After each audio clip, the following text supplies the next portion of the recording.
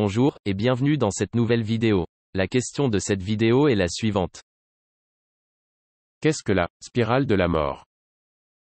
Passons dès à présent aux réponses. D'après Joël Balestra, la réponse à cette question est la suivante.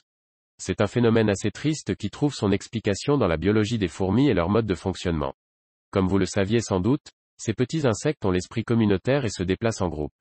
Elles communiquent entre elles en se touchant les antennes, une manière de se reconnaître. Elles sont solidaires et n'hésitent pas à s'organiser avec précision face à un danger. Des chercheurs de l'Université de Lausanne ont d'ailleurs observé que les fourmis sont capables de former un véritable radeau animal en s'accrochant les unes aux autres si par hasard elles se retrouvent piégées au milieu d'un courant. Sur Terre, pour que cette organisation se déroule à merveille, les fourmis, guides, déposent des traces olfactives sur le chemin qu'elles souhaitent indiquer à leurs congénères. Ces dernières suivent donc la trace émise par les guides, ce qui permet à toute la colonie de se diriger vers la même direction. Le problème, parfois, les guides perdent leur chemin et commencent, littéralement, à tourner en rond. C'est le fameux cercle de la mort.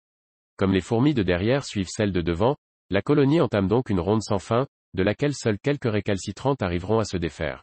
Elles marcheront ainsi, piégées, jusqu'à mourir d'épuisement. Note de bas de page 1. Plongées dans l'eau, les fourmis s'organisent en radeaux vivants. https://iamlegend.com/n-des-spiral-out-to-make-tout-suicide/. D'après Michel Verheug, la réponse à cette question est la suivante. Google me dit qu'il s'agit de fourmis mais je vais vous parler d'une autre spirale de la mort, celle de l'aviateur. Imaginez que vous volez et entamez un virage avec une gîte de 60 degrés. Tout comme en vélo, vous vous sentez bien en équilibre mais votre masse aura augmenté d'environ le double, divisé par le cosinus de 60 degrés. En plus, votre vitesse de décrochage sera augmentée de la racine carrée de 2 donc, 1,4 fois plus grand. Si elle est de 100 nœuds en vol normal, elle deviendra 140 nœuds. Et quand une aile décroche dans un virage, ce sera laquelle, croyez-vous?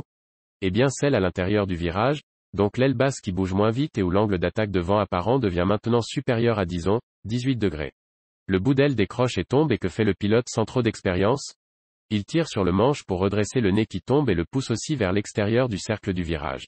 2 erreurs qui vont faire que l'engin tombe dans une spirale de la mort. C'est ainsi, malheureusement, que j'ai perdu un ami et sa femme alors qu'ils tournaient serrés en finale pour la piste, avec un vent de travers. La manœuvre pour éviter cette spirale c'est, au contraire, de pousser le manche vers l'avant pour augmenter la vitesse, et pousser le gouvernail de direction dans l'autre sens avec les pédales. Voilà. Et tout cela nous mène loin des fourmis mais quelqu'un d'autre vous en parlera. Moi je connais un peu l'aviation mais pas les fourmis. Émoticône clignant de l'œil. PS, voici le petit ulme que je possédais. Parfois je faisais de l'évitage de décrochage avec des tours de piste, moteur au ralenti et sentir l'avion tomber sans tourner en vrille, spirale, de la mort.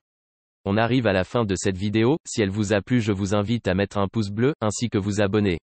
Si vous souhaitez donner votre avis, je vous redirige vers la partie commentaires pour continuer le débat sur cette question.